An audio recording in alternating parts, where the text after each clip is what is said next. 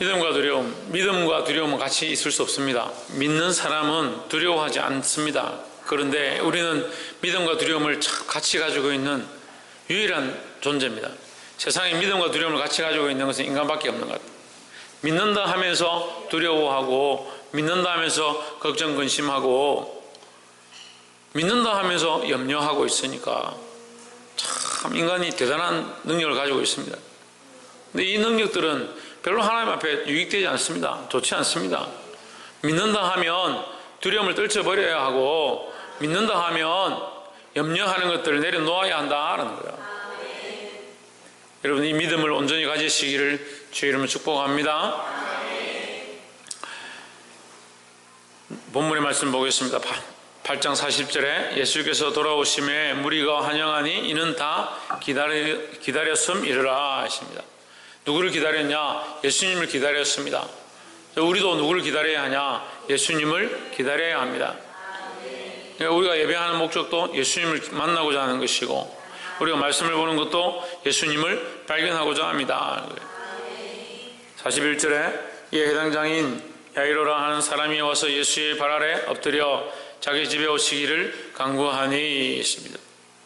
회당장이라는 것은 회당을 맡고 있다, 다시 말하면 교회를 책임지고 있는 사람을 얘기합니다. 교회를 관리하고 책임지는 사람이 예수님께 와서 발 아래 엎드렸다. 그런데 지금 이때 당시에 바리새인과 서기관들이 할 수 없으면 예수님을 잡아 죽이려 했으니까 회당장도 당연히 예수님을 배척하고 별로 좋아하지 않을 그런 상황이다. 그런데 그가 예수님께 와서 그냥 말하는 것도 아니고 그 발 앞에 엎드렸다. 그만큼 예수님을 믿었고, 그 예수님을 믿었기 때문에 그 앞에 엎드릴 수밖에 없었다라는 거예요. 우리도 주님 앞에 엎드려야 합니다. 말씀을 들을 때 항상 겸손한 자세로, 자기를 낮추는 자세로, 자기가 연약하고 죄인이고 주님의 말씀을 받을 수밖에 없는 자임을 알고 말씀을 들어야 하는데, 우리의 생각들은 지각이 뛰어나가지고요, 하나님 지각이 뛰어나신데 우리도 지각이 뛰어나가지고 자꾸 말씀이 이게 이거지 저게 저거지 자꾸 올라오는 거예요. 엎드려야 은혜를 입을 수 있는 거예요. 42절에 이는 자기에게 12살 먹은 외딸이 있어 죽어가미르라 하십니다. 예수께서 가실 때 무리가 옹이하더라. 12살 먹은 딸이 있는데 그 딸이 죽어가기 때문에 예수님께 와서 엎드려 구해 주실 것을, 낫게 해 주실 것을 청했다. 우리의 소망은 누구에게 있냐? 예수님밖에 없습니다. 죽음 앞에서 우리가 주를 바라보고 주님 앞에 구할 수밖에 없다는 거예요.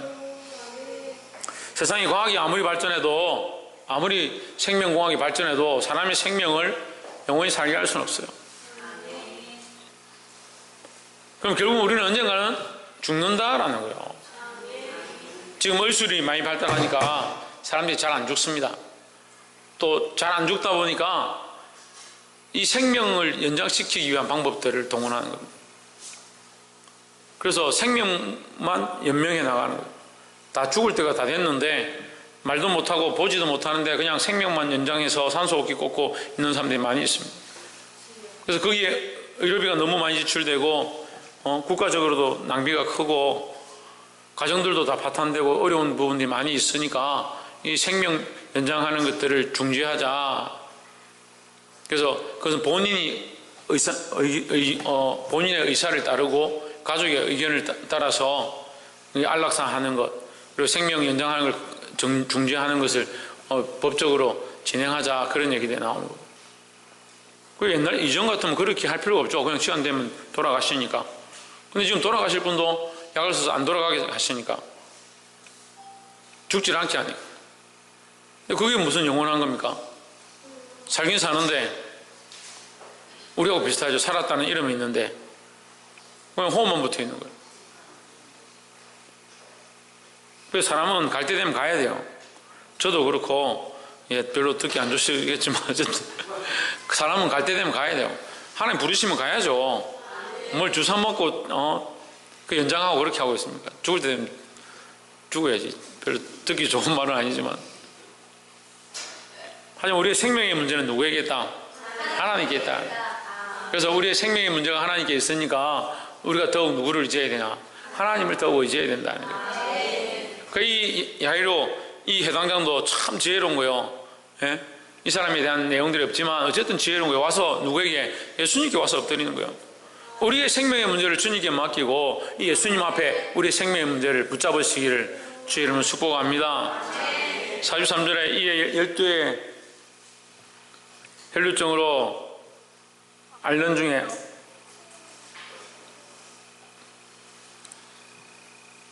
아무에게도 고침을 받지 못하던 여자가 그 사람들이 예수님이 이제 가시는 길에 사람들이 기다려 놓으니까 예수님을 보고 싶어가지고 막 몰려들었겠죠. 그래 예수님께서 야이로의 청을 받아서 야이로 집으로 가고 있는데 12의 혈루증을 앓은 자. 이 혈루증이라는 것은 그 몸에 혈관들이 터져서 피가 새는 거예요.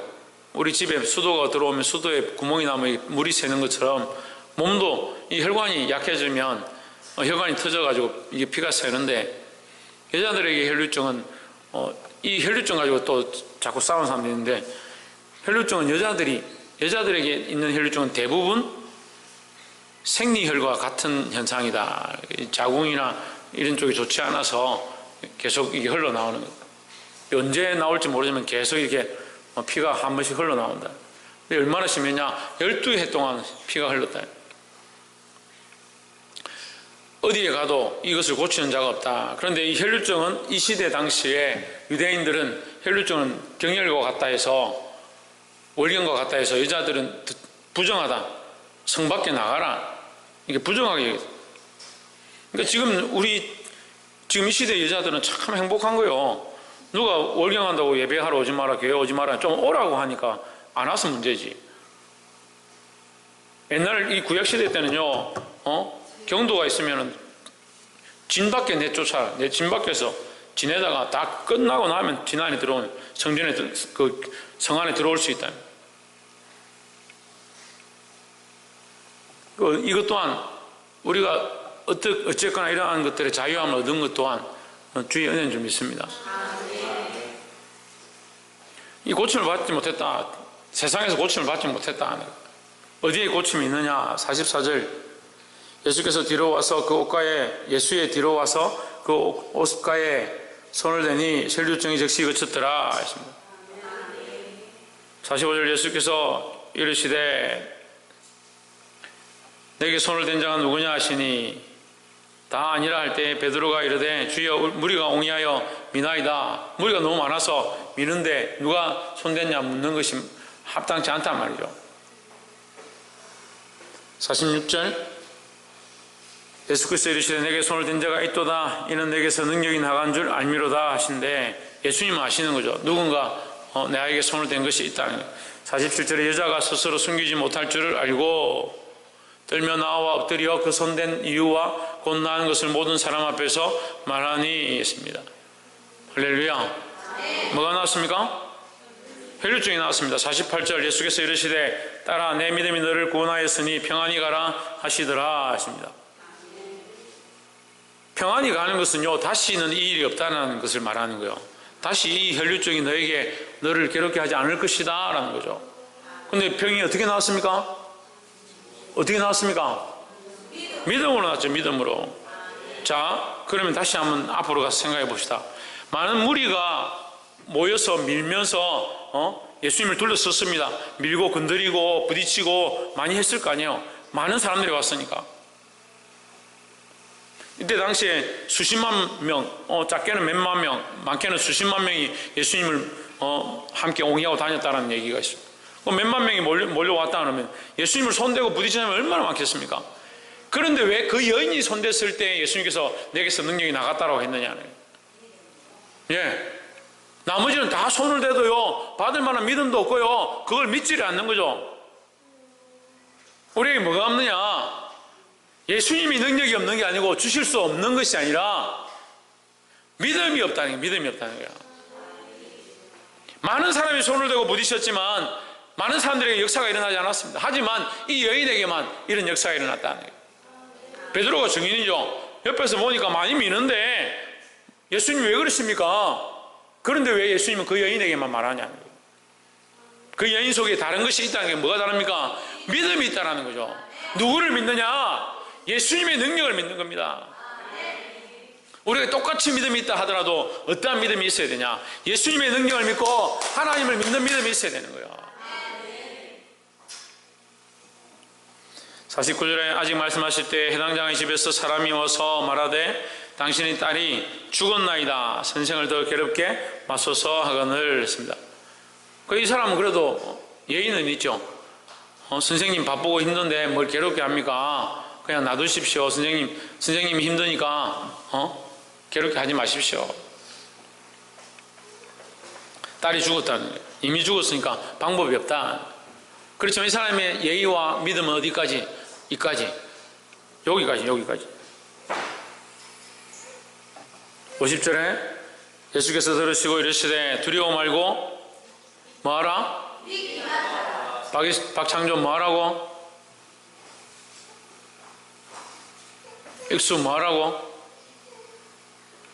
동건이 뭐하지 말고? 졸지 말고?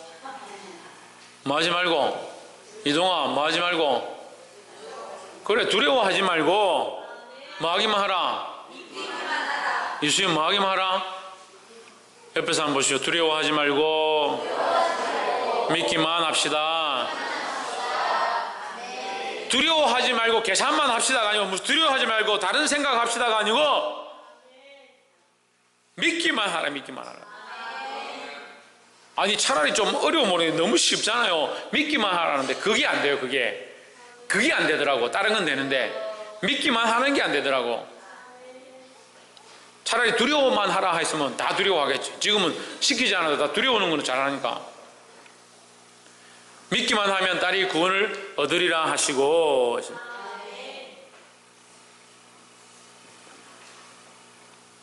51절 집에 이르러 베드로와 요한과 야고보와 및 아이의 부모 외에는 함께 들어가기를 허하지 아니하시니라. 52절 모든 사람이 아이를 위하여 울며 통곡하며 예수께서 이르시되 울지 말라 죽은 것이 아니라 잔다 하시니 했습니다. 죽은 자에게 우리가 할 수 있는 게 뭐냐? 제가 이런 생각을 해봤어요. 죽은 사람에게 우리가 할 수 있는 게 뭐냐? 기껏하면 부조하는 거예요. 부조. 돈 좀 갖다 주는 거예요. 근데 죽은 사람에게 돈이 가요? 그 돈이? 홍채연, 죽은 사람에게 할 수 있는 게 뭐지? 할 수 있는 게 뭐예요? 박이은 뭐예요? 죽은 사람에게 해줄 수 있는 게? 화환 갖다 주는 거, 또 울어주는 거. 그러니까 우리가 할 수 있는 제일 좋은, 살아있는 사람이 죽은 사람에게 할 수 있는 제일 좋은 게 뭐냐면 우는 것밖에 없는 거. 우는 거. 그러니까 동서고금을 막론하고요,西洋이고 동양이고 상관없이 사람 죽으면 우는 거예요. 할 수 있는 게 그거밖에 없는 거예요. 할 수 있는 게. 죽은 사람이 할 수 있는 게 없어요. 제가 조카들이 와서 한번 가르쳤습니다. 너 음식 차리면, 네가 음식 차리면, 그러면 너 부모는 너 조상들은 온 세상을 떠돌다가 명절 때 와서 밥 한 그릇 얻어먹냐? 그럼 1년에 2끼 먹냐? 1년에 설에 한 번 먹고 추석에 한 번 먹고 그동안 계속 굶냐? 그러면 그런 거 아니면 2번 먹고 평소 때는 지나가다가 어디 길거리 있는 거 주워 먹냐?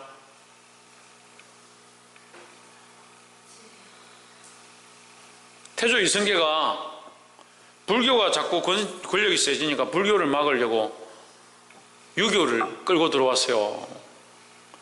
그래서 조상을 섬기도록 만들었는데 그게 이 나라 불교하고 짬뽕이 돼가지고 불교에서도 제사를 지내고 유교도 제사를 지내고 이게 유교인지 불교인지 그것도 모르고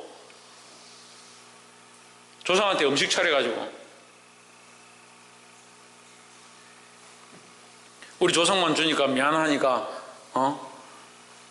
집안 문 앞에다가 생선 대가리하고 먹다 남은 거 버려놓으면 거지 귀신들 돌아다니다 먹고. 아니 그런 말도 안 되는 얘기를 어떻게 그걸 믿고 그렇게 하고 있어요.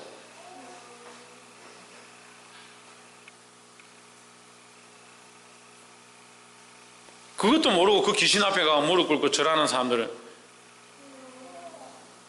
죽은 자에게 우리가 할 수 있는 게 없어요. 나사로 얘기 속에도 나옵니다. 부자가 죽었는데 나사로를 보니까 아브라함 품에 있고 기뻐하고 즐거워하니까 아브라함이여 나도 가서 내 자식들에게 여기 오면 천국과 지옥이 있으니까 너희들 똑바로 하나님 믿으라고 말할 수 있게 좀 기회를 주십시오 하니까 너는 건너갈 수 없다. 죽은 자는 이미 죽은 자는 건너갈 수 없다. 그러면 살은 자 선지자나 다른 사람을 보내서 해주십시오. 이미 선지자나 다른 사람을 보내서 얘기한다. 그들을 말 듣지도 않는데 네가 살아나봤자 소용없다는 거예요. 우리에게 하나님 알만한 것들을 허락하셨고요. 이 우주 만물을 통해서 하나님 살아계심을 보여주고 있고요. 그런데도 여전히 뭐하냐? 이상한 것은 이상한 것.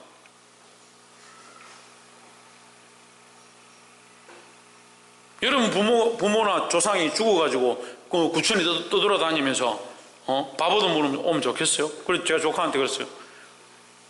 너 할아버지 떠돌아다니다가 1년에 한 번씩 집에 밥 먹으러 오냐? 천국 갔으면 좋겠냐? 지옥 갔으면 좋겠냐? 천국 갔으면 좋겠다는 거예요. 그럼 천국 갔으면 좋겠다는 건 그분을 왜 명절마다 불러가 밥을 차려주냐? 왜 천국 가 계실 그분을 믿음으로 믿고 있으면 되지 그분을 끌어 내려와 가지고 밥 먹으러 불러야 되냐? 참 어이가 없어요. 그 사람들은 이거 명절에 제사에 드린 음식은 이게 공밥이라 해가지고 이미 먹고 갔기 때문에 영양가가 없다 버려요. 그 과학적으로 설정해보면 좋겠어. 영양소가 있나 없나? 그 귀신들한테 속고 사단이 기뻐하는 귀신이 누구의 앞잡이요?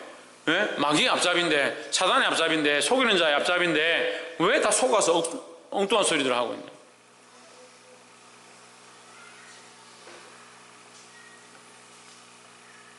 이 사람들이 할 수 있는 거 가장 귀한 거 모든 사람들이 모여서 이 가정에 이 아이에게 할 수 있는 가장 귀한 거 우는 거밖에 없는 거예요. 그러니까 우는 게 제일 답답한 거예요. 운다고 뭐가 바뀌어요?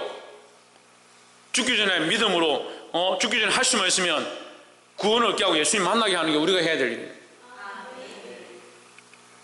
울지 말라 죽은 것이 아니라 잔다 하시니 했습니다. 우리에겐 죽은 것이지만 예수님의 눈에는 자는 거예요. 우리의 시각에는 죽음이지만 우리의 시각에는 끝이지만 이 세상 끝나는 거지만 예수님의 시각에는 아직 영원한 세계가 있다는 거죠. 우리의 인생은 지나가면 잠깐이에요. 끝나요. 하지만 그 뒤에 영원한 것이 있습니다. 이 생각들을 바꿔야 돼요. 믿음의 눈을 들어서 우리가 죽는 것이 아니고 자는 것이고 주님께서 오실 때 영원한 생명을 얻게 될 것이라는 그 믿음을 가져야 되는 겁니다. 53절 저희가 그 죽은 것을 아는 거로 비웃더라 했습니다. 비웃죠. 우리가 영원한 생명을 얻고 구원을 얻고 천국에 간다는 말들을 하면 세상 사람들은 뭐라고 생각하느냐? 비웃는 겁니다. 비웃는 겁니다. 자기 생각에는 죽은 거잖아요. 끝나는 거잖아요. 우리가 인생이 끝날 것이고 죽을 것이고 그 뒤에는 아무것도 없다라고 하는 것도 또한 마귀의 속임이라는 거예요. 결국 우리를 어디로 끌고 가려고 하냐? 지옥 백성 되게 하려고 하는 거예요. 그 정신을 차려야 되는 거예요. 정신을 차려야 되는 거예요. 근신하여 깨어서 정신을 차리고 기도하고 마귀가 오는 사자와 같이 삼킬자를 찾는 이때 왜 거기에 가서 무릎 꿇라고? 우리는 하나님의 백성이고 하나님의 자녀라는 사실을 기억해야 되는 거예요. 천국 시민권을 받은 자들이 왜 천국의 소망을 자꾸 잊어버리냐? 세상의 비웃음거리가 손가락질 당하지 않도록 믿음으로 승리하기를 주의 이름으로 축복합니다. 54절에 예수께서 아이의 손을 잡고 불러 이르시되 아이야 일어나라 하시니 했습니다. 왜 일어나라 하시느냐? 일어나게 할 수 있는 능력이 예수님께만 있기 때문이라는 거예요. 55절에 그 영이 돌아와 아이가 곧 일어나거늘 예수께서 먹을 것을 주라 명하신대 했습니다. 뭐가 돌아왔습니까? 영이 돌아왔습니다. 그래서 우리가 이걸 좀 더 구체적으로 보면요, 육체를 살게 한 것이 아니다. 이미 육체는 육체고 그 영과 육이 분리된 것이 죽음이다. 뭐라고요? 영과 육이 분리된 것이 죽음이라는 거죠. 그러면 그 영이 그 육체에 다시 들어오면 그 육체 사는 거죠.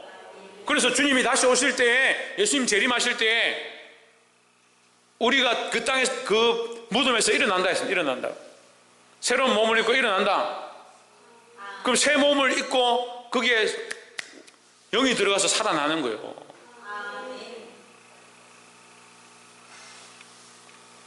그 영이 돌아와 아이가 곧 일어나거늘 예수께서 먹을 것을 주라 명하시니. 왜 먹을 것을 주라 했습니까? 살았기 때문에요. 살았기 때문에 먹어야 되는 거예요. 이제 육체가 있으니까 먹게 되는 거죠. 죽으면 뭐요? 먹을 수가 없는 거죠. 그래서 살았다는 모양인 거죠. 56절에 그 영이 돌아와 아이가 곧 일어나거늘 예수께서 먹을 것을 주라 명하신데, 56절 그 부모가 놀라는지라 예수께서 경계하사 이 일을 아무에게도 말하지 말라 하시니라 했습니다. 말씀 맺겠습니다.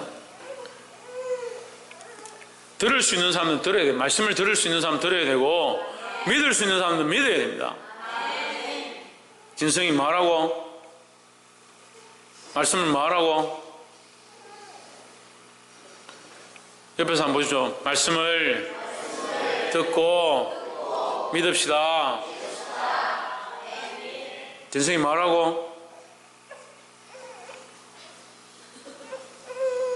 믿어야 된다. 믿어야 된다는 거예요. 우리가 이 말씀을 듣고 믿을 때 하나님의 역사를 볼 줄 믿습니다. 사랑하는 성도 여러분, 믿음과 두려움이 있습니다. 그럼 두려움을 선택하시겠습니까? 믿음을 선택하시겠습니까? 우리가 믿음을 선택하면요, 두려움이 떠나간다는 거죠. 이 죽음에 대한 두려움, 병에 대한 두려움, 결국 믿음 앞에 그 두려움들을 굴복하게 되어 있습니다. 하나님 우리에게 소망을 주시고 평안함을 주시고 승리하게 하시기를 원하십니다.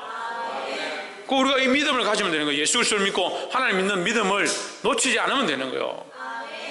이 믿음으로 승리하고 두려움을 물리치시기를 주의 이름으로 축복합니다. 기도하겠습니다.